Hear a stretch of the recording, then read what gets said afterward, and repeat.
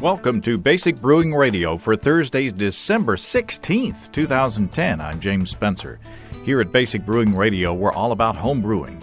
With this week, the Mad Fermentationist returns. Michael Tonsmeire and his brewing buddy Nathan Zeender join us again to share some wonderful beers. This time, Mike and Nathan update us on their barrel aging efforts. I know it's tough work.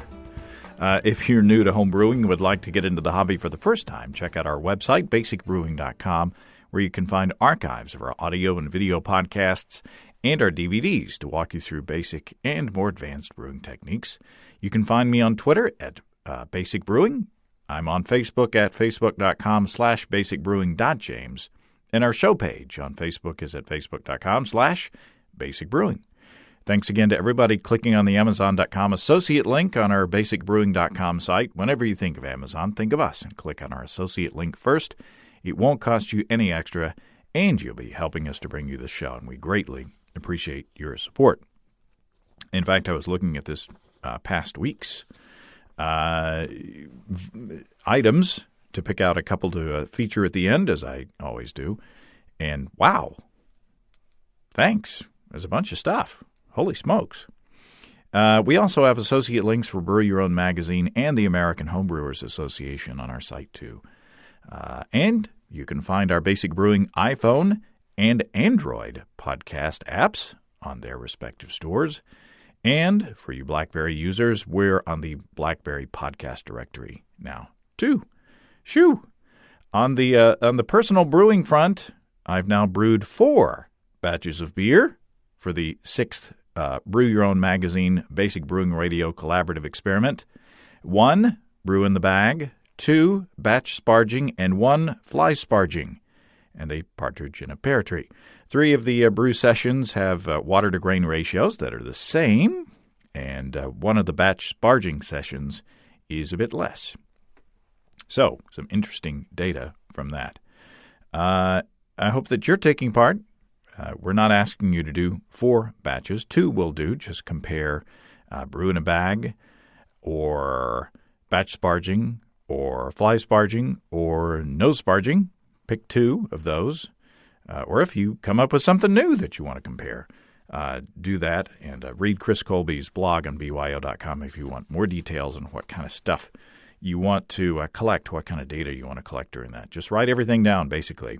The deadline is January 8th for that. Also, on my personal brewing front, my first batch of cider, if you can believe it or not, it's in the fermenter. I spied some 1-gallon jugs of cider that said it had no sweeteners or preservatives, so I snatched one up. And then I had to go back and listen to the September 14th, 2006 episode of Basic Brewing Radio with Ben Watson, who's the author of Cider, Hard and Sweet, History, Tradition, and Making Your Own. And then I followed Ben's advice after listening to that podcast, and I simply sanitized a 1-gallon jug, poured most of the cider into it, and just pitched some champagne yeast into it. Pretty simple. And I posted that on Facebook and Twitter, and I appreciate all the advice that more experienced home cider makers gave me after I did that. And I'll keep you posted on how it goes. Aaron writes in with this from the mailbag. Aaron says, thanks to your brew-in-a-bag experiment with 100% wheat beer, I'll be able to make a beer for a friend of mine that had to stop drinking beer 2 years ago due to what turned out to be a barley allergy. I'll be brewing a batch for his wedding. I thought he never thought he'd be able to have beer again. Well, that is awesome. Thanks, Aaron, for sending that in. By the way, speaking of 100% wheat beers, Steve and I shot a couple of Basic Brewing video episodes this week, and one of those features my end of the year hoppy 100% wheat beer using brew in a bag. So check that out. That one will probably be the second one of this month, or the last Basic Brewing video episode of the year. Norm from Linwood, Washington writes in, after reading on Examiner.com an article by Charlie Papazian entitled Gluten-Free Beer, Reduced Gluten Beer Offers Real Beer Taste for Celiac Impaired. Norm says, I thought of my best friend of 44 years, Dan. Dan was diagnosed with celiac disease at the same time I started homebrewing, so has never had any of my beer. In the article, Charlie brewed a gluten-reduced beer using brewer's Clarex, an enzyme that reduced the gluten in his beer to less than 5 parts per million, or in terms of percent, 0.0005%. Norm says that is well below the level that is considered safe for celiac patients. But the big drawback to brewer's Clarex was that it wasn't available for homebrewers. Well, Norm says, as luck would have it, White Labs has made it available to homebrewers as Clarity Firm WLN 4000. So, Norm says, I brewed a Belgian dark strong using Clarity Firm as recommended. Dan agreed to be my guinea pig and has had a glass of my beer for the first time. I will know in a few hours if it really works, he said.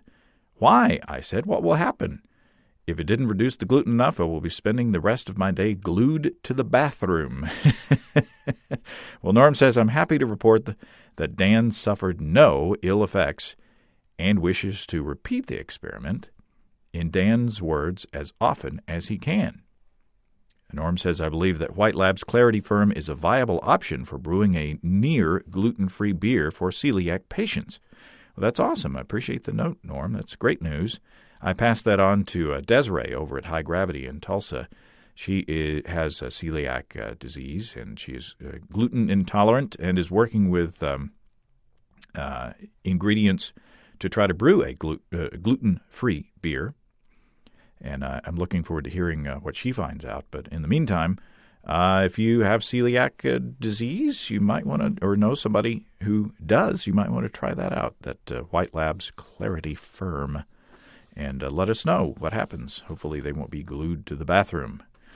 Not a laughing matter if you have that. I've heard it's painful.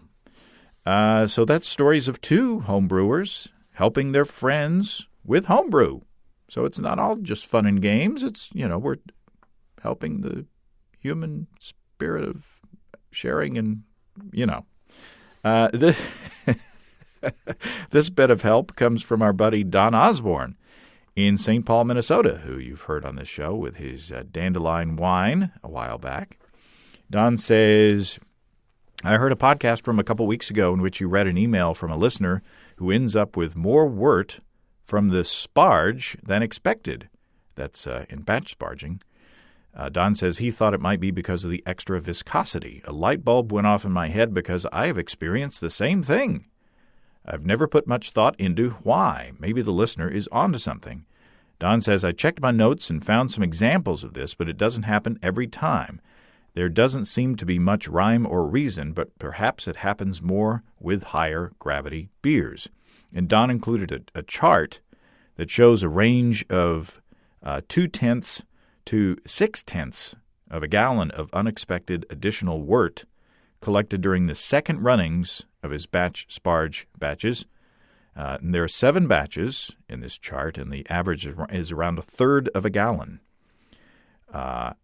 Very interesting. I think I'm going to have to add a few more marks on my dipstick to measure this more closely the next time I do a brew-in-a-bag batch. The past couple of ones that I did for this experiment, I didn't notice much of a difference, if any, but my dipstick is only marked 1 gallon in gradients, or 1 gallon increments, rather. So I'm going to have to put some more notches on my dipstick. I'm sorry. So maybe the beers that I've been brewing lately haven't been high enough in gravity to notice a difference as well. Don says it'd be interesting to know if others experience this from time to time, too, and I agree. Much appreciated, Don. I appreciate your passing that on. I'd love to hear more data, even when it may prove me wrong, because in the end, we're all better for it. Now let's go back to the studio with Andy Sparks of thehomebrewery.com and Alex Roberts as we sample a couple of barrel-aged beers from the Mad Fermentationist Mike Tonsmeire and Nathan Zeender, and we get some insight into their process. Well, here we are back in the Basic Brewing Studios. It seems like only moments ago that we were here before, Andy. Just yesterday. Andy Sparks, welcome. Oh, it's great to be here again. Alex Roberts. Hello. And in and around our nation's capital, we have Michael Tonsmeire. Good to be here for a second time in a row, James. The Mad Fermentationist. And Nathan Zeender. Great to be back. Thanks so much. Have you come up with a moniker yet? I'm working really hard here. Well, maybe we should pour some inspiration, and maybe you'll come up with something. So the last time we got together, we talked about kvass and brewing with bread in beer. Now you're going to talk about a bit about your barrel experiments. And we had talked to you before about aging in barrels and some things that you're doing, but now you're going to give us an update. You've sent us a couple of examples. And where should we start? So why don't we start by saying that Nathan and I cannot claim ownership of these beers. These are both beers that were aged at Nathan's house with input from, 7 or 8 different brewers? It's a group project. So we kick around some ideas. We settle on a basic kind of recipe, a certain percent of a kind of crystal malt within a range. So anyways, example, we come up with We might say medium crystal. Some people might use crystal 60. Some people might use Cara Munich. We might say dark crystal. Somebody might do crystal 120 or special B or Cara Aroma, which will add to the complexity of the beer. Yeah. As a good, I guess that's the opportunist, and make it a unique, special combination that we really can't repeat. Yeah. So then we get everybody together. We say that we pick a day when we're gonna we're on round 2 of both our barrels. We have the red wine barrel, which we're gonna try tonight, and then we got the bourbon barrel, which we're also gonna try tonight. We're on vintage 2 of both of those. Aging now, but these are the first beers out of both the barrels. And so the logistics for anyone thinking about doing this at home is, you don't want to leave that barrel to dry out, and we it's a long day. We get everybody together, we rack out, we bottle, and then we rack the new beer right back in. Mm-hmm. So far, we haven't rinsed because we've been really happy with the culture the mother culture that we've got going in those barrels. Hopefully these bottles will attest to that. And so, so it's a long day. And so why don't we talk about the first fill? So for the red wine barrel, we found a great local vineyard called Chrysalis. They had some extra barrels sitting around being held with sanitary solution. We called them up. He was happy to test them for us. Everything was holding water. And he was going to drain it, and we could just go out there and pick it up for about $110. Wow. Which, when you think about it, a new 5-gallon oak barrel is about $250 or $300. When you break this down, for every bottle, at some point I figured out it's actually 25 cents a bottle if you use it once. And we're going to use it 2 or 3 times. I mean, it's adding pennies to the glass. And we're talking a 50-gallon barrel, right? Exactly. Exactly. Or 60, actually. Yeah, actually, the wine barrel is 60. And French oak, which is, depending on what, and formerly held red wine. Yeah, and when you look at the Belgian tradition of the lambic tradition, they are using barrels that were long used in the wine industry in Bordeaux or some other place. So they're not going for this big sort of oak character. And even then, they're reusing them over and over again. And so a lot of these, the fresh barrels. You go to Cantillon, and these barrels are like 100 years old, and so they've got very little to no oak character left in them. So that's really, it's really just a vehicle for the fermentation happening. I mean, you could go for an aggressive oak character to get new wood or whatever, but we were really hoping for it's a lived-in barrel, So we picked up this barrel, and I had a 5-gallon batch that was about 6 months old that I'd soured with. Lost Abbey does a beer called Red Poppy, which is a cherry Flanders-ish sort of beer. That I had going on that. One of the other guys had a 5-month-old batch that had been on Roselaire from Y East. So those 10 gallons went in, and then we added, I think, about 50 gallons of already fermented out beer or close to fermented out beer. Right? That people would either use a Belgian strain or an American strain, or whatever they had. Again, complexity. And then we added 5 gallons of unfermented wort just to add some more sugars for the bugs. Huh. And we left about 5 gallons of headspace. And then after, because with the wort and all the different yeast, we were concerned that if we filled up to the top, the fermentation would start, geysering. And generally, we sort of recommend we've mashed high, converted high. Yeah. To sort of preserve a little bit of body. Because as 157, 158. when this complicated mixture of bacteria and yeast go to work for a year or more, there's very little residual sugar left in these beers. So if you want body in your beer, you get it any way you can, which is usually high mash temperatures or putting in, some crystal malts or whatever. Yeah, so why don't we open up the barrel Flanders Red, and then we can talk about sort of the actual beer and whatnot. Cool. Andy's going over to the sink now. We have a little bit of a hiss, but we don't. It's fine. The other one, 99.8% of the balls have been fine. And the one that wasn't was 750. We were up at this great little beer place called Beer Table in Brooklyn. And, of course, the one we brought there just completely erupted. And it was great because, you got to understand, Beer Table is my favorite bar in the world. Justin is my favorite, bar owner in the world. Is the sort of this place is a special bottle brought up from us, here, thank you. This is the kind of place. And it gushes all over the place. It's a little rustic, but you can literally pay $17 or $18 for a 4 or 5 ounce pour of some beers. Wow. New York City. The great thing was that one bottle there was some kind of issue with, but actually the beer still tasted great. Yeah, and he was a cool enough guy that he got sprayed, poured some of himself. I love that. This is terrific. Pouring some for his staff and his wife. It's like he won the Indianapolis 500.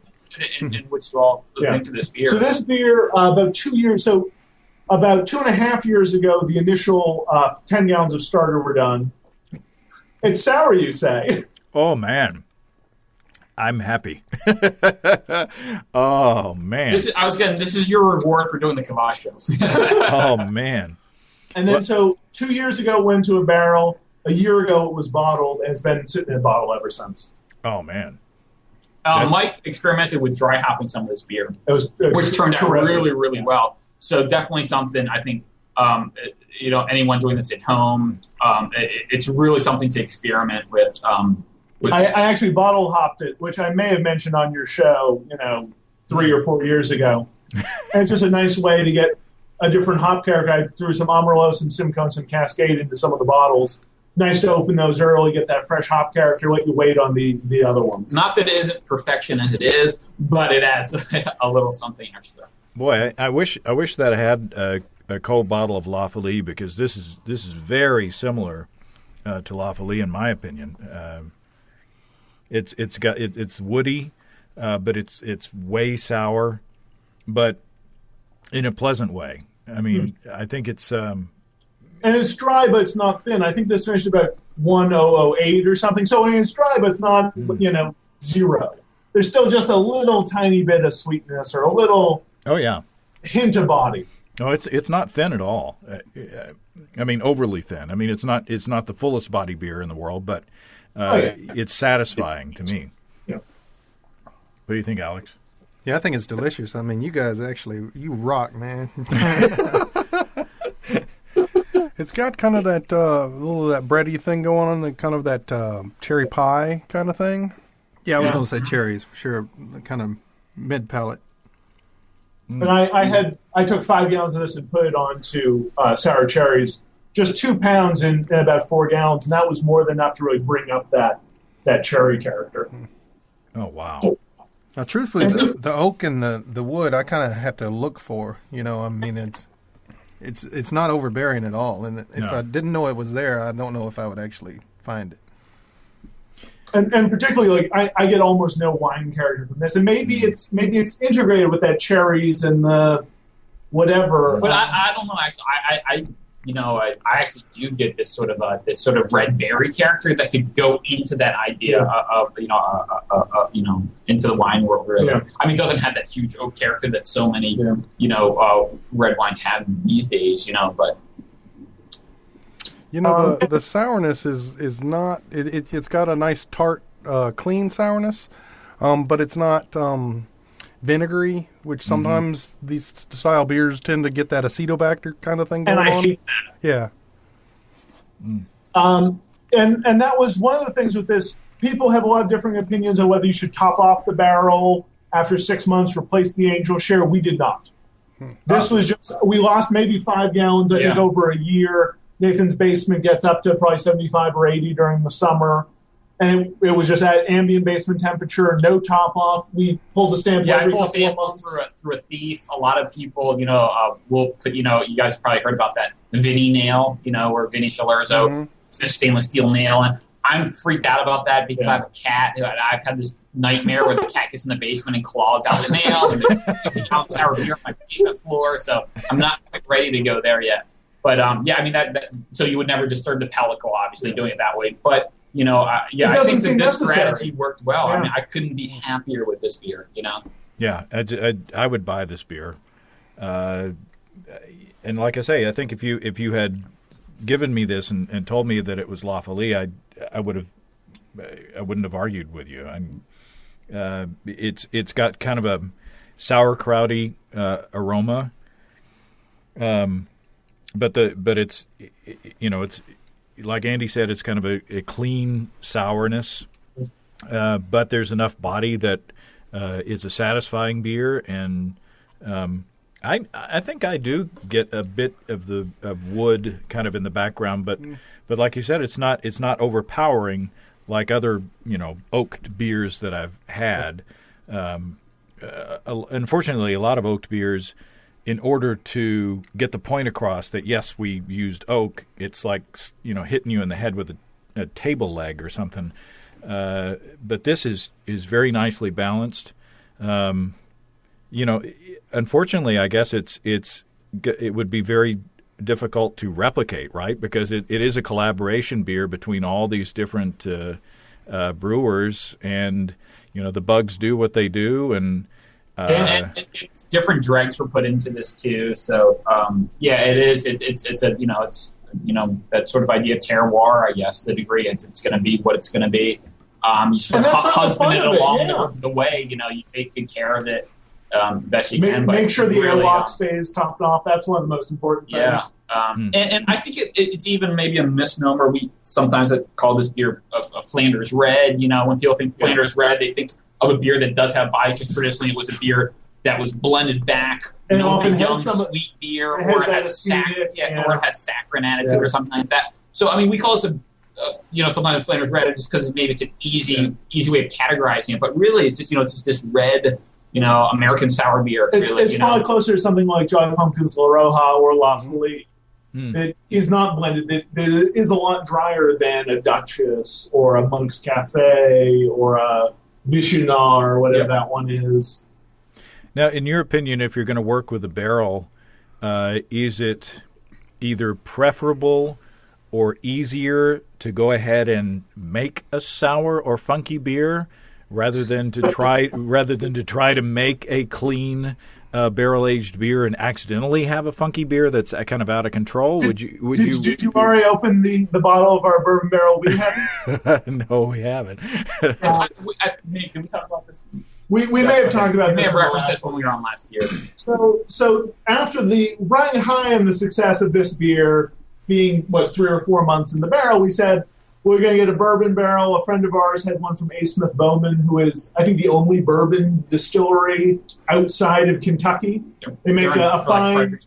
They make a fine product called Virginia Gentleman, which is in plastic jugs for about $12 or whatever it is. And so we said, okay, we've got this bourbon barrel. We're going to do a clean beer in there. Famous last words. And we did everything you would want to do. Again, you went high alcohol. Yeah, right? So we did like a 10% wheat heavy. Again, we had 7 people. Everyone fermented their beer at this time. It was all down. We tasted it before when it was clean. Everyone's beer tasted fine going in February, almost 2 years ago now. And after 2.5 or 3 months, we started tasting it. Had a nice big vanilla character, some bourbon. And we went, it's almost there. We started brewing another clean batch to go in after it. And then around, I think, May or June, we pulled the sample. And Nathan went, it tastes a little banana-y. It's a little fruity or something. Maybe it's just it's real warm and the alcohol is coming out. And then maybe just 2 or 3 weeks later, all of a sudden, snap, it was It was tart. Yeah, it turned sour really fast. But, and luckily, it was a recipe that, it was, a big, strong, reddish beer. Yeah. And, and so it translated really well and just being low hop. Yeah, into being a very, And instead of trying to fight against this, we could have added Campton tablets and whatever, try to kill the bugs. We drank a bunch of sour beers, dumped them in, and let it. Yeah, so, and I think we were saying before, the barrels are on the same barrel rack, which is probably a terrible idea. If you're going to do a wild beer right next to it, touching into porous they're touching, except I took a piece of aluminum foil and stuck it a little, protection between the two barrels. So anyways, so... So did you guys open the next one, or are you still on the... Yeah, we've got it. We're headlong into it. It's probably finished over 11% alcohol, I'd imagine. Oh, it's got to be. It was closer to 12. It was about 100 going in, and it finished close to 10. So very, very, very big beer. It's confusing. The aroma to me, I get almost no sourness. I get that's what I was going to say. Malt and caramel and I get dark fruits. Brown sugar, molassesy kind of that kind of special bee kind of aroma kind of thing. Yeah, but I'm not getting any sour at all in the nose. Yeah, no, it's a very what you'd expect from a bourbon barrel wheat heavy. It smells terrific to me. And then take a sip. So if you don't like sour beers, cut your losses right here.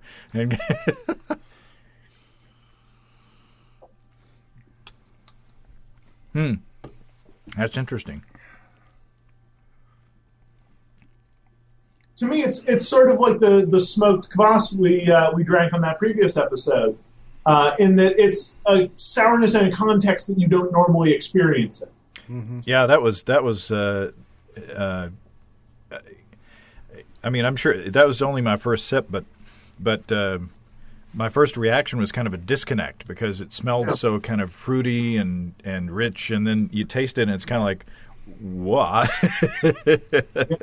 Yeah, and if I think way back to that kvass episode we did, with the smoke, the sourness kind of ended in the middle of the tongue, and then on the edges of the tongue, the smoke kind of developed on mine. And this is the same where you get mid-tongue sourness, and then a late developing flavor of the bourbon.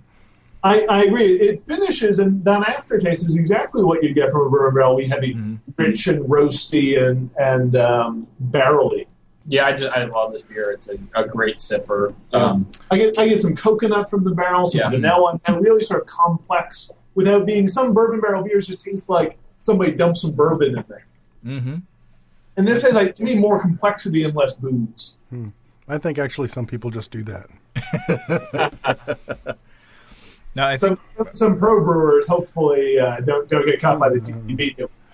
Well, there's always I've heard that there's always a pitcher of bourbon left in the bottom of the barrels at the breweries when they get them, and they always pour that out. Maybe they don't pour it out in some breweries. Exactly. This is interesting because on the front end, I get more of the kind of dark fruity kind of stuff, and then in the middle it's a sourness, and then at the end, you kind of get that. Like you say, the bourbony kind of thing. It's a really complex beer, and I'm warming up to it. I have to tell you, I wasn't real fond of it at first, but like a lot of Elvis Costello music, the more I experience it, the more I like it. So it takes a little while to experience the genius or to appreciate the genius of it all. And where the last beer we were saying, it tastes like this or doesn't. This, I don't think there's anything like this made. I mean, there are some bigger, darker sours. There's Bon Chien, there's Consecration, there's Orabir Reserva, Nathan's favorite beer in the world. That's right. I keep saying this is my American response to Orabir Reserva. So. And some of those beers, but they're very different from this. They have a lot of funk in the nose. They're much fruitier. Where this, I get a lot of barrel, a lot of it's very, and then a clean sourness like sauces. It's very no funk, no. Yeah, there's no barnyard or horse blanket or anything like that. It's just the tartness in there. And kind of along those same lines, I think it hides the alcohol really well. I mean, I wouldn't have guessed this was as strong as you guys are telling us it is. Yeah. No, that's one thing about sour beers. They can be very misleading, and they can hide alcohol in ways that clean beers can't. So, I guess the key here is that this beer was a style that was, again, low in hop bitterness, which is probably what left the door open for the lacto to take off. It was low comparatively, but I think it was still 30 or 35 IBUs. Right. So, I mean, it's low for such a big beer, but still, reasonably hoppy. But there's a lot of variables in play, obviously. Barrel right next door, and that's 7 or 8 brewers, like what was already in that barrel, because it had been sitting, just with, empty. with water, I think I had some, it actually sat empty for a while. Put water in it, but it evaporated. So it had been sitting in my very funky basement, got all kinds of wild yeast and bacteria. And for a couple months before I'd been, Old Dominion, a friend of ours used to work there and picked up a barrel before he left. Yeah. And so the key is if you want to risk doing a clean beer, I mean, a sour beer is the safest way to go. If you want to do a clean beer, make sure the barrel is as fresh as possible. If you're getting it from a distillery, try to go and talk to them and say, I'll be there the day you're dumping barrels and pick it up, and have the beer already brewed and bring it home and put it on your barrel rack and get that fermented beer in there and go with something. It doesn't have to be a hoppy beer, but go for 30 or 40 IBUs, go for a decent amount of alcohol. Make sure the people who you're brewing with are very reliable and never do sour beers, or never brew unintentionally sour beers. On the straight and narrow. Exactly. Leave it in there for a couple of months, get it out, get it bottled. Maybe even get it cold after that, after it's carbonated.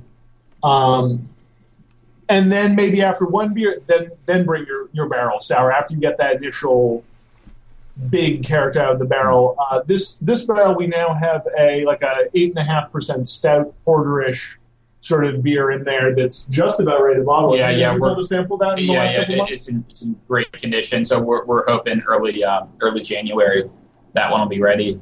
And then so with going back to the red wine barrel, so that red sour beer that we had just a little while ago. The second beer to go in that was a pale beer, sort of aged out, sort of like a Belgian singly kind of pale beer. It was loosely based on Russian River does a beer called Redemption that's just like a 5% pale Belgian beer that went into La Folie barrels and was the original beatification batch, which is still, I had 4 or 5 years ago, one of the best batches of any beer I've ever had.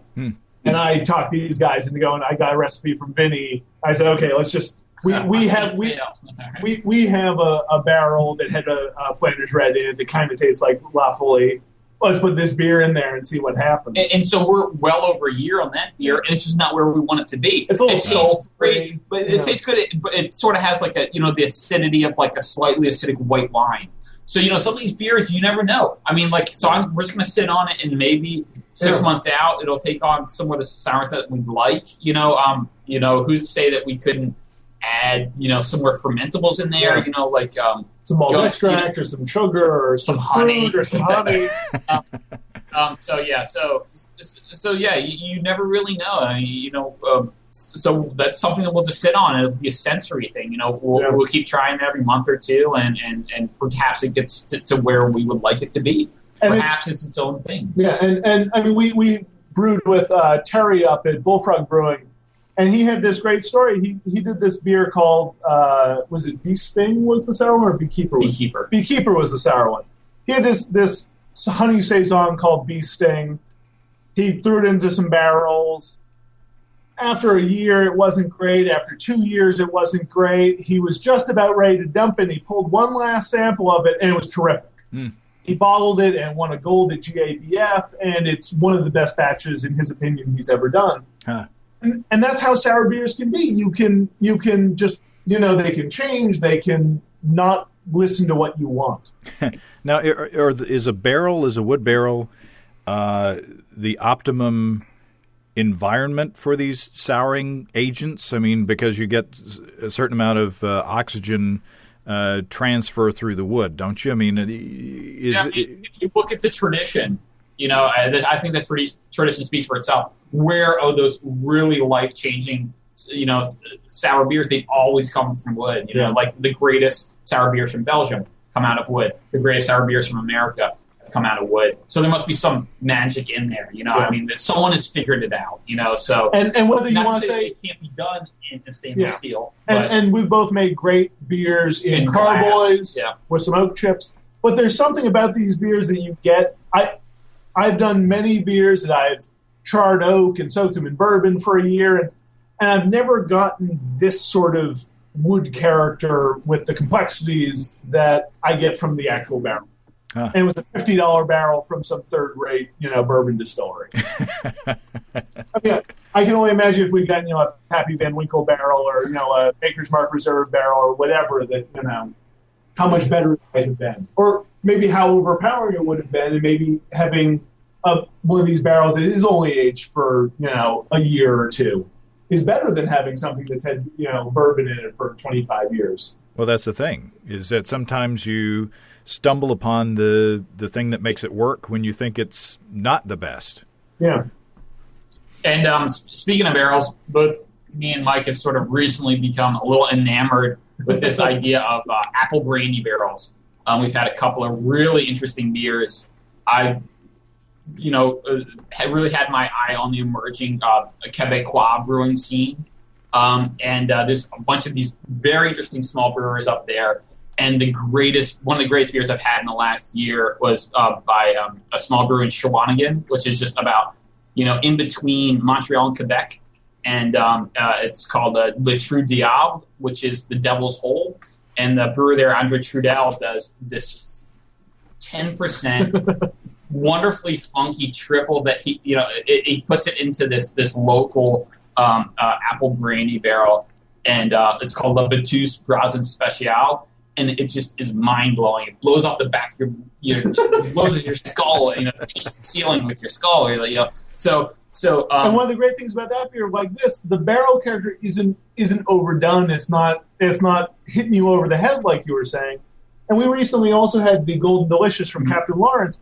I love Captain Lawrence, but that beer in a clean triple, it was mostly barrel. It was this big, boozy liquor barrel. And it was interesting, but for a triple, it's hard for a triple, which is a pale, relatively dry beer, to hold up those flavors. And this beer had funk, and it had some barrel and some wood and some apple, but it wasn't boozy or over the top. It was wonderful. And so we've been, trying to swing an apple brandy barrel. So that may be the next frontier for us. And at the moment, the stopgap is that we both have triples with various bugs aging on Calvados soaked oak. Yeah, so we're experimenting with He went just funky, I went sour and funky, so we'll 9 or 10 months, hopefully we'll have a little showdown. Where would you find an apple brandy beer? Who makes that around here? Yeah, around you. Yeah, I'm not sure. You might have go up to the hill or something. But and so on the East Coast, Laird's, I think that's like one of the oldest or the oldest distillery in the United States. I think it's always been in the same family or something. They're in New Jersey. I'm not sure if they actually do all their distilling in Jersey or some of it's actually down south. But that's actually where Scott Vaccaro from Captain Lawrence gets his apple brandy barrels. Trou Diable gets it from a local, a really amazing cider maker up in Quebec. All is so big. And so I guess there are some sources for it, So I think it's one of those things you just have to. We've got a lead on one. But it's something you just have to I think work at, which makes it even more satisfying. I think Oh, and that's sort of the point with barrels, is that any sort of barrel you can get from anyone that was used for wine or liquor or whatever might be interesting to play with. And for the effort of getting 7 or 8 friends together and each of you brew 5 or 10 gallons and throw it in there, it's really not that hard. If nothing else, it's a lot of fun. Yeah, it's a lot of fun to get together, and our bottling days are always crazy when we're trying to bottle 60 gallons of beer, and we've got a team downstairs filling buckets. two teams upstairs, mixing up priming sugar and bottling, in a But everybody's got this huge smile all day long. At the end of the day, you end up with, like 24 cases of beer. Wow. Brilliant. So do you see a change in the wood character of these second beers? Can you detect anything different in the wood character? Yeah. I mean, again, especially with that red wine barrel, again, it was used, for a long time in the wine industry, and we've already used it once. And back in that first beer, we're saying there's not a very noticeable. I mean, you can, pick up on a little bit. Yeah. But I think, those bourbon barrels, I mean, it's first use, and so bourbon can only I think you can can do once. generations and generations and generations of putting beers in there, and you'll still get Some pretty, character. Serious character, So And so I would say that start bourbon out is a real different. big. Yeah, that bourbon is just a whole different world. Start with a real big beer, and Yeah. then you can dial it back down. Yeah. So it's really brings a much bolder, sort of more intense caramel, coconut, vanillins kind of character to your beer. With the red wine is definitely the way. Wine barrels are much better for more subtle, paler beers. Bourbon barrels are better if you want to go bigger, darker, those sorts of things. At least on first use, you can worry about it from there. I think after this use of the bourbon barrel, we're probably going to give it a rinse, just to get some of the yeast and the crud like trub and stuff. that we didn't even empty out last time. We just wanted to leave. And I mean, I think a hot water rinse, there's still going to be plenty of bugs who are living in the wood. Brettanomyces loves cellulose. It'll hang out a quarter or a half an inch down into the staves. Yeah, and we're not going to be, this water is not going to be boiling yeah, water. exactly. Yeah, but just enough to rinse it out. So just plain hot water. Exactly. Just to clean things up a little bit, really, get rid of some junk in there. Exactly. And then the next beer, the third beer, the bourbon barrel, is actually going to be very similar to the beer we just drank, but dialed back in gravity to maybe 1070 or 1065. Dialed back to 1070. But yeah, just a lot of pale, a little bit of chocolate, some melanoid, and some crystal malt, that sort of thing. Sort of an old brune.